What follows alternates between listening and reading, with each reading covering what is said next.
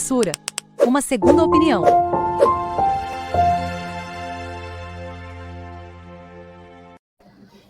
Olá, boa noite. Mais um programa Política Sem Censura, uma segunda opinião.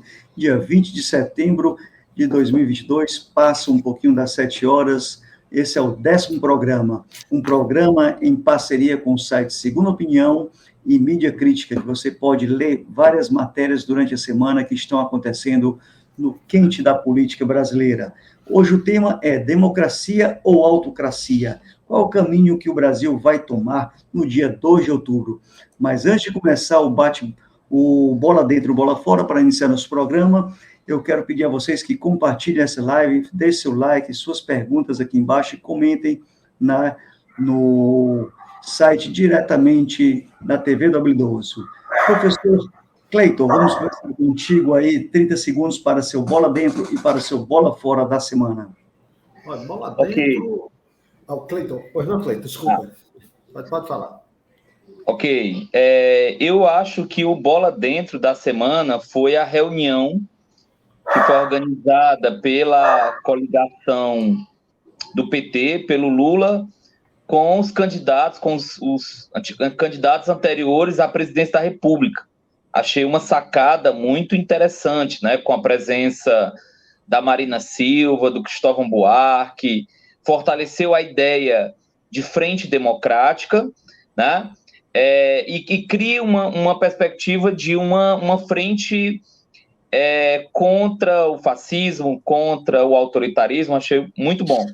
E a bola fora, claro, foram esses atos dos últimos dias do presidente Bolsonaro fazendo campanha no funeral da Rainha Elizabeth II, fazendo campanha na reunião da ONU, então envergonhando ainda mais a nossa tão tradicional, tão respeitada diplomacia.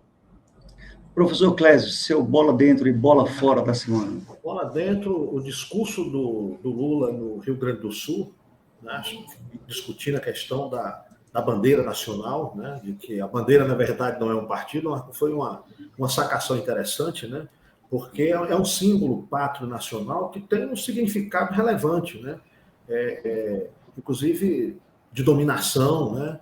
Então, na verdade, a disputa pela bandeira é uma disputa maior, né? Eu digo uma disputa maior porque é uma disputa simbólica, em que o povo brasileiro precisa se apropriar dela, porque é a apropriação dos símbolos da República, né?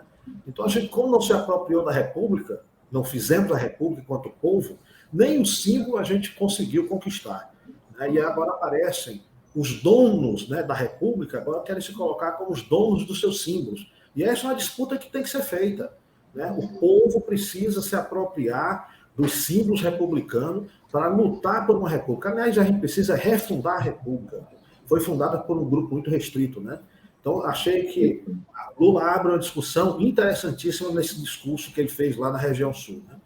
E o nosso Bola Fora, né, é aqui local, né? A campanha do Roberto Cláudio, quando faz um ataque frontal à Isolda, né, é uma grande bola fora, né, já que a Isolda, que é aquela, como já foi dito aqui várias vezes pelo Cleiton, né, de que é a que trouxe, né, o sistema educacional cearense para o patamar que se encontra, ela está na base desse projeto, desde Sobral ao estado do Ceará, e aí a gente agora vê uma crítica virulenta, né, inclusive com uma pessoa que durante toda a sua participação na gestão pública, não tem nenhuma mácula dentro do gerenciamento dos recursos públicos, e aparece agora como alguém que está favorecendo o prefeito aqui e ali, com políticas públicas que já estavam, orçamento já definido anteriormente, e ela só segue o que já estava definido, né? Os 30 segundos, não esquecemos. Agradecer a todos aí que estão na TVT, Barão de Tararé, vão compartilhando e vão deixando suas mensagens aí, como aqui a Valéria, o Paulo, né, e outros mais. E seguindo nessa linha de que sistema meio político o Brasil deve seguir? Democracia, autocracia, voltar ao reinado, refundar a república? Como a gente pode pensar no Brasil para o próximo dia 2 de outubro? O que vocês estão analisando e percebendo que vai ser o voto do brasileiro no dia 2 de outubro, professor Cleiton aí? Bem, pelas estimativas e prognósticos que eu vi para o Congresso Nacional, não são muito animadoras, né? Então, a gente vai ter ainda a presença ampliada das bancadas da Bíblia, do Boi, da Bala, né? Ampliação dos partidos do Centrão, né? Então, esses partidos, eles vão ser dominantes. E a gente sabe a força que a Câmara dos Deputados, principalmente a Câmara dos Deputados, ela ganhou nos últimos anos. O Legislativo, ele se fortalece quando o Executivo é enfraquecido, né? Então, esse jogo de poderes, ele funciona assim. Então, me preocupa muito a correlação de forças, caso a gente tenha, como as pesquisas apontam, a eleição do ex-presidente Lula, me preocupa muito essa correlação de forças a partir de 2023, como é que isso vai ser costurado, porque é uma outra conjuntura, diferente de 2003, é uma outra perspectiva. Então, é algo a ser pensado, a ser costurado e a ser discutido. Claro, primeiro tem que se ganhar a eleição, né? Para depois se discutir coalizão. Mas você acha que vence a democracia? Será o extremo escolhido ou iremos ter escolhido um candidato autocrata? Eu acho que tem.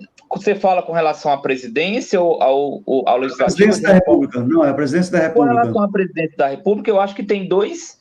A imprensa insiste muito nesse termo polarização, que eu já venho descartando, eu acho que há quase 2 anos, nos meus textos e produções. Não faz sentido. Nós temos dois, com relação a Lula e Bolsonaro, nós temos dois lados muito conhecidos e com princípios muito bem consolidados. Você tem, de um lado, um candidato democrático, você pode fazer todas as críticas à proposta, trajetória, bandeiras, mas é um candidato do campo democrático. Seus adversários informam isso. E um candidato abertamente antidemocrático, autoritário, protofascista, né? Esse é o embate desse momento. Então, se nós tivermos um segundo mandato do presidente Bolsonaro, respondendo a sua pergunta, Luiz, eu acredito que a democracia ela é fortemente golpeada. Assim, aí nós teríamos, sim, um regime mais autoritário. O Clécio, professor, o senhor concorda com isso? Tem, assim, porque isso é uma questão ampla, né? Não dá nem para concordar e discordar do Cleiton, né? Eu vou Não, um bate-papo aqui sobre sua visão de mundo do momento, né? Olha aqui outros aspectos aqui que talvez sejam complementares, né? E alguns talvez até entrem em contradição. Né? A gente, por exemplo, na minha visão, né? O Partido dos Trabalhadores e a gestão de Lula e Dilma, né? Foram muito injustamente atacados por um motivo simples, né? É um partido que vem, de fato, da militância mais à esquerda, movimento trabalhista, né? vem das grandes greves da ABC, aí na saída de um momento ditatorial, né? Tem dentro dele, né? Guarda lá uma esquerda mais à esquerda, até hoje ainda está um pouco presente. Então, quando chega ao poder, quer dizer, o caminho mesmo foi o que ocorreu com o partido. Ele acabou indo para um caráter mais de social-democrata. Dizer que o PT é um partido socialista, isso é até má fé. Eu diria que hoje é até má fé, como tem ocorrido entre intelectuais, o que chega a ser um absurdo, né? Ainda fazer esse discurso de que tem do PT trotskistas, isso já virou fumaça há muito tempo dentro do PT. Claro que tem alguns mais duros, e é normal que tenha, mas não consegue influir dentro das decisões do partido. Nessa conjuntura atual, o que é previsível, dado a necessidade, inclusive, de correlação de forças que tem que fazer para enfrentar o que está aí, aí sim, né, para atender aí as preocupações do pleito, que é a governabilidade, ele vai mais para o centro. A tendência é que o PT se aproxime mais do centro para conseguir minimamente reverter alguns dos desastres que foram feitos aí na última gestão. A grande questão que nós temos, lamentavelmente, é a falta de uma burguesia liberal. Infelizmente, a gente fica com centro-esquerda mas não temos esse centro, que seria a nossa burguesia liberal, que é tremendamente ausente na política nacional. Eu acho que seria melhor a gente voltar ao reinado, não, professor? Fundar tudo de novo, ter uma luta democracia contra o reinado, assim, porque está meio misturado, não? Quero provocar você e dizer assim, porque a democracia, eu julgo ser uma democracia aparente, onde quem tem mais força é quem, os mais poderosos, o povo, a gente vive num sistema meio escravocrata ainda, quer dizer, a mudança do reinado para a democracia, mas foi mais ou menos uma mudança de família, né? Como eu fico me perguntando, quantos anos está a rainha da Inglaterra? Mais de 40 anos de poder, 50, sei lá quantos, aquela família mandando no país. Será que todos daqui também, quem é que manda no Brasil? São algumas famílias, a maioria do povo tem acesso à grande comida, ao grande prato, à grande fatia do bolo, né? Então, quer dizer, como fazer uma reviravolta dentro do sistema democrático mesmo, nos estudos, né? Nos estudos que eu falo na catedrática do sistema de presidencialismo, sistema de presidencialismo de coalizão e etc., professor Cleiton. Você tem razão, sabe, Luiz? Eu acredito que o maior problema que nós tivemos ao longo do tempo é que, diferente de outros vizinhos aqui da América Latina, o povo ele não se fez presente nos fatos políticos mais relevantes, né? Você estava falando aí de mudanças históricas, o povo não se fez presente, né? Ele não foi protagonista. Então, o que a gente tem é uma verdadeira dança das elites, né? Troca de cadeiras, troca de espaços, um jogo de cena em alguns momentos.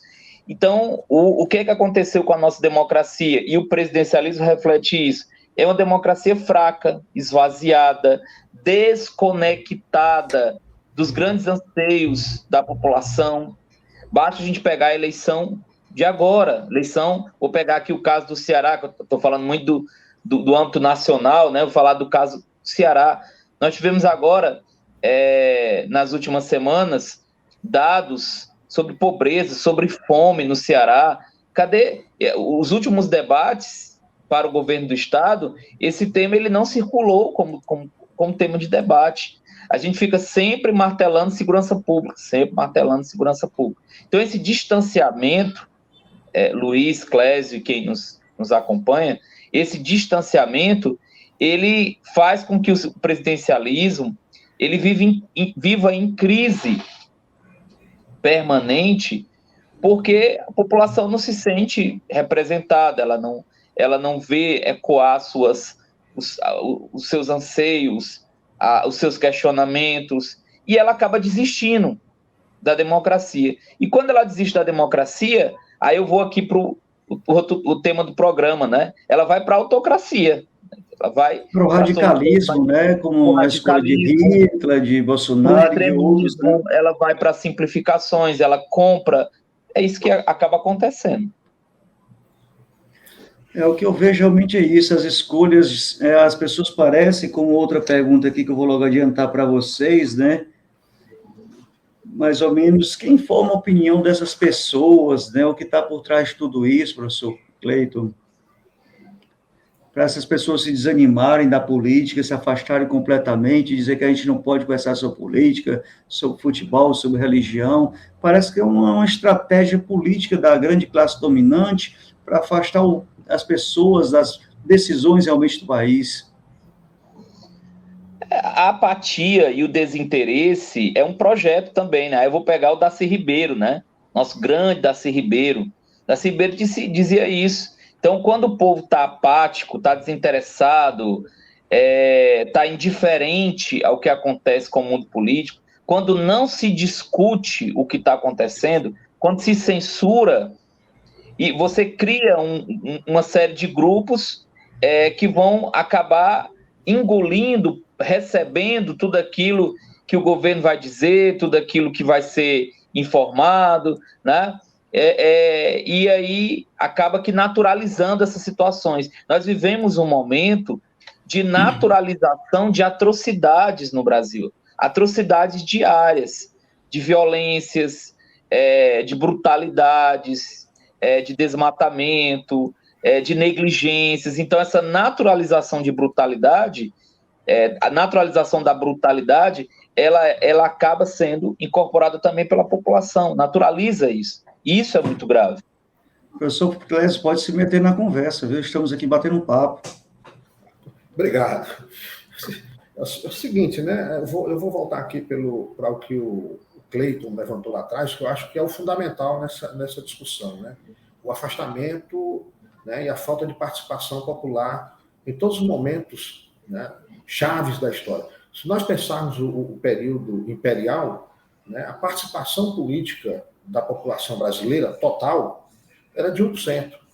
A passagem do Império para a República nos levou a um crescimento de 100%, ou seja, a gente saiu de 1% da população para 2%. Quer dizer, e os mecanismos utilizados aí eram renda e propriedade. Né? Quando a gente passa para a República, o critério para participar da política, votar e ser votado, passa a ser escolaridade. Olha, acabamos de sair de uma economia escravocrata. Então, a massa populacional completamente sem educação. Então, a participação aí foi mínima em governos militares, né? Que a gente vai ter aí o período dos marechais.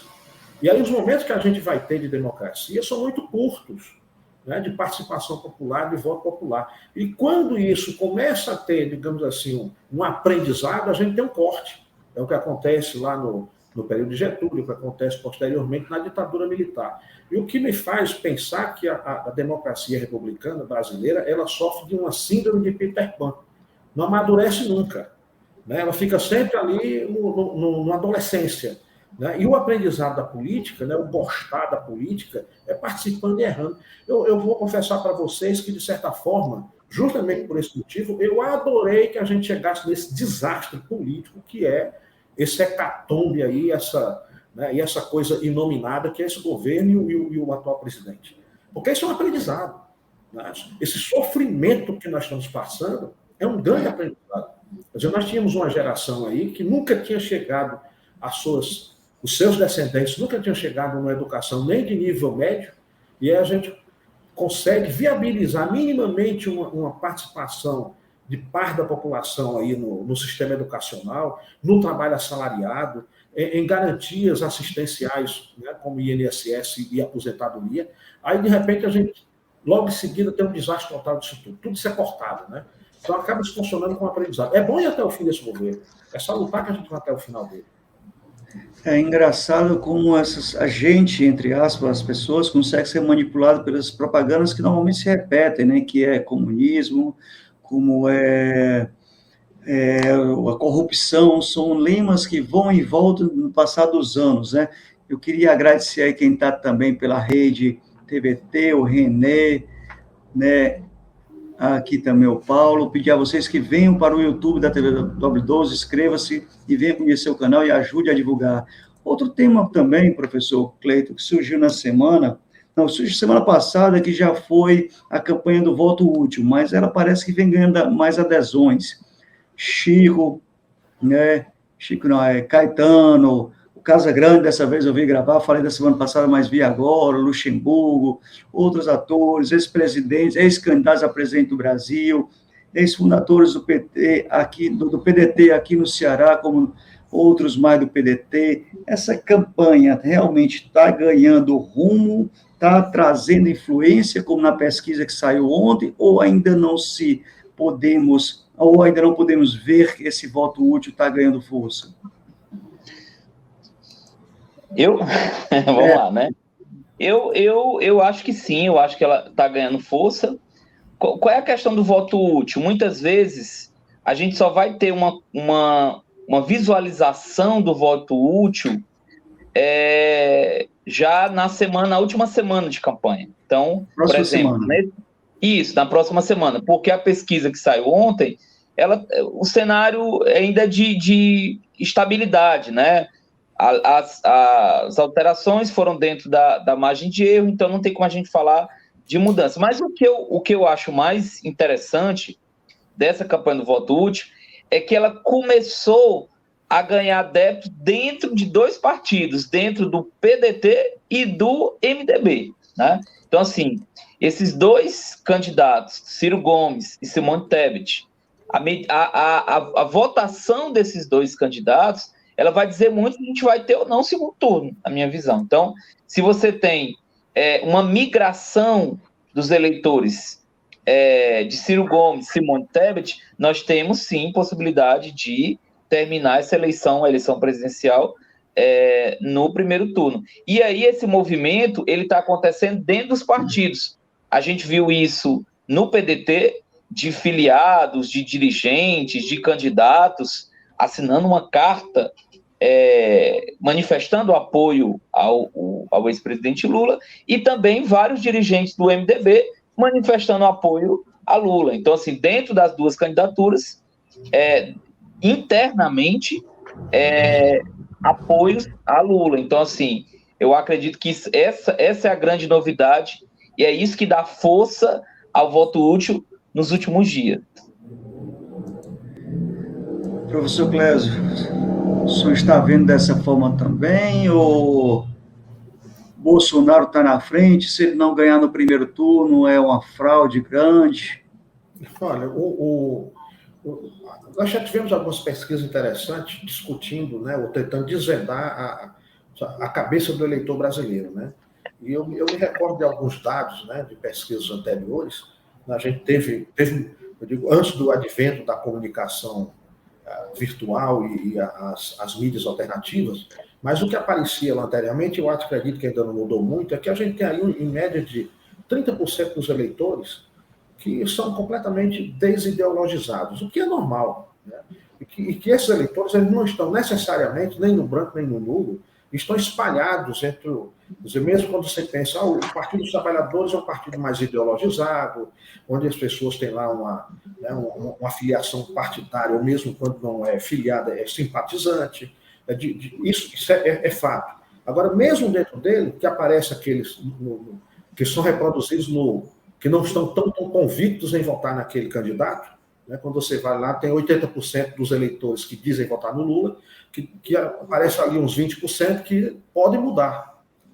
Então, isso você encontra em todos os candidatos, né? Que são esses desideologizados que estão por ali. Então, essa onda, quando ela se forma, e aí o Cleito tem razão quando aponta, está saindo do PDT, está saindo do PMDB, pode sair do branco, pode sair do nulo, né? Se forma de fato uma onda, né, o que aconteceu aqui no nosso território, né, que aconteceu já outras vezes, e que no plano nacional isso também é possível, está dado, né, porque nós vivemos um contexto, que é um contexto que as dificuldades elas alcançam classes sociais do médio para baixo, né? A classe média também está atingida com um desastre econômico. E aí lembramos os norte-americanos, né? É a economia idiota, né? Que essa é a fala deles lá, né? O que é que impacta mais os resultados eleitorais, né? A economia é muito forte, né? Então, o supermercado está pesando nessa decisão. E se a gente tiver, né, essa classe média se incorporando, a possibilidade de uma onda forte acontecer está dada. E, professor, e quem forma a opinião pública hoje? As pesquisas, que eu tinha feito duas perguntas seguidas para o professor Cleiton. Professor Clécio. Eu acho que está mais difuso, certo? Está mais difuso. Eu não descarto a mídia comercial, né, que ela trabalha com muita sutileza, né, diferente do que a gente tem em outros espaços. A mídia comercial trabalha com aquela história de colocar um último para falar, coloca ali uma fala de um outro, depois editada, né, que dá um sentido que pode ser interpretado aí mais favorável até ou negativamente, mas ela ainda tem uma influência. A Globo tem a sua influência, a Record, junto principalmente a um eleitorado específico, tem influência. Então, aumentou os canais, né, mas a gente ainda tem uma corrente de opinião muito formada pela mídia comercial, ela está aí presente, né, e a classe média. Né? A classe média é sempre um peso. Né? Não esquecemos que o Lula ganhou a primeira eleição em função de uma grande crise econômica que o Fernando Henrique Cardoso, na segunda gestão, nos levou, nos colocou na beira do abismo e já estava em queda, né? FMI batendo na nossa porta, crise de desemprego. Quando o desemprego chegou na classe média, o Lula ganhou. Né? Novamente, a gente tem esse cenário aí muito, muito próximo. Né? Certo, eu quero agradecer o Oswaldo, também está deixando o seu alô aqui, agradecer por todo o apoio, Oswaldo, do Mídia Crítica e Segunda Opinião. Acesse o site www.segundaopinião.com.br e leia as matérias escritas pelos professores que estão aqui e outros mais, que tem lá várias matérias interessantes e comentários sobre assuntos do Brasil e até do mundo. E a gente vai chegando aqui na última pergunta, antes do ping-pong. Eu queria saber sobre o Ceará, sobre a campanha aqui no Ceará, professor Cleiton. Como é que você está enxergando aí nesses 12 dias finais para as eleições? Eu percebo uma consolidação da candidatura do capitão Wagner e do candidato do PT, Eumano de Freitas. Né? Assim, as últimas pesquisas demonstraram... as anteriores estavam numa situação de empate. Me parece que Eumano começa já a descolar um pouco do Roberto Cláudio, mas ainda numa margem muito reduzida, né? Assim, uma margem muito reduzida, e continua com relação à centralidade de Fortaleza. Fortaleza central nessa campanha. Né? A partir das articulações de Fortaleza que nós poderemos saber quem vai ser o próximo governador do estado, né? Assim, a partir do xadrez político, porque nós temos várias novidades. Uma delas é que o prefeito de Fortaleza, Zé Sarto, ele não soma voto para ninguém, né? Assim, uma rejeição altíssima, então ele não colabora com a campanha do seu correligionário, Roberto Cláudio. Então você deixa um espaço aberto, diferente das campanhas anteriores para o governo do estado. Você tinha o Roberto Cláudio na prefeitura, com uma popularidade muito alta, e sendo aquele cabo eleitoral de peso para a época, né, as candidaturas do Camilo Santana. Então, a gente tem um cenário ainda muito aberto, com o predomínio, nesse momento, do capitão Wagner. O capitão Wagner começa a ganhar vários espaços de Fortaleza. E aí, é por isso que a candidatura, tanto de Eumano como de Roberto Cláudio, intensifica nessa reta final as ações de rua, as propostas para a capital. Professor Clésio, como o senhor está vendo a reta final aí, os últimos 12 dias para a campanha aqui no Ceará? Tem, né, eu acho que o Eumano está... A campanha do Eumano, né, está sendo conduzida com muita reserva, muita tranquilidade, sem ousadia, né, sempre aquela ideia de colar o nome ainda a Camilo e Lula, né, mas sem correr riscos, né, e está dando certo, né, caminhar pelo interior, né, acredito que na reta final deva vir para Fortaleza, tentar essa disputa desses votos, desse campo aberto que o Cleiton coloca. Então, é uma estratégia que funcionou até agora. O resultado que o Ciro pode ter nessas 2 últimas semanas, não, deverá se refletir localmente, né? É outra questão que pode beneficiar o Eumano, né? Na medida em que isso prejudique a imagem dos ciristas, de modo geral, e o Roberto Cláudio junto, né? Levando aí uma queda maior de prestígio do grupo, né? Apontando aí para uma redução da sua margem de poder local. Isso aí vai beneficiar claramente o Eumano, né? Então, nesse sentido, eu vejo, né, que o Wagner está aí, né, já consolidado para o segundo turno, e o Eumano é aquele que vem no ascendência, né? Onde isso vai findar, né, qual o teto do Eumano, a gente ainda está para confirmar. É verdade, também estou apostando que o segundo turno vai ser entre o capitão, em média, ali 31%, 32%, o Eumano vai aí para o segundo turno com média seus 25%, 26% mais ou menos aí. A gente vai chegando ao final, gente, do programa, vamos para o ping-pong, mas eu queria dizer para vocês que hoje, às 9 horas, exclusivamente, nós teremos uma nova live com o tema Comentários a um Delírio Militarista. Esse é tema de um livro do professor Manuel Domingos Neto, que é professor da Universidade Fluminense e doutor em História pela Universidade de Paris. Ou seja, já a gente volta com esse tema. E para terminar, professor Cleiton, uma ameaça.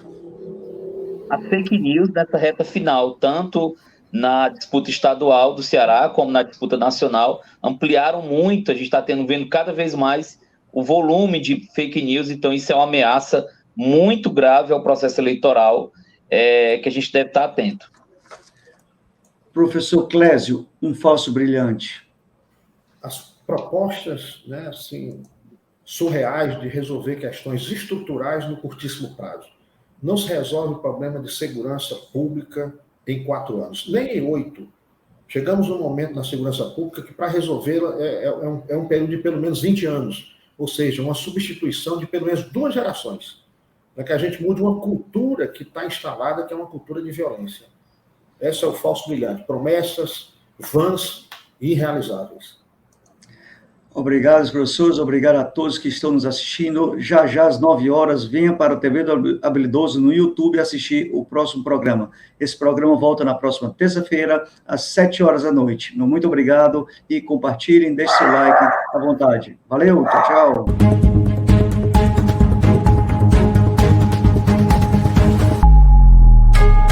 Política sem censura.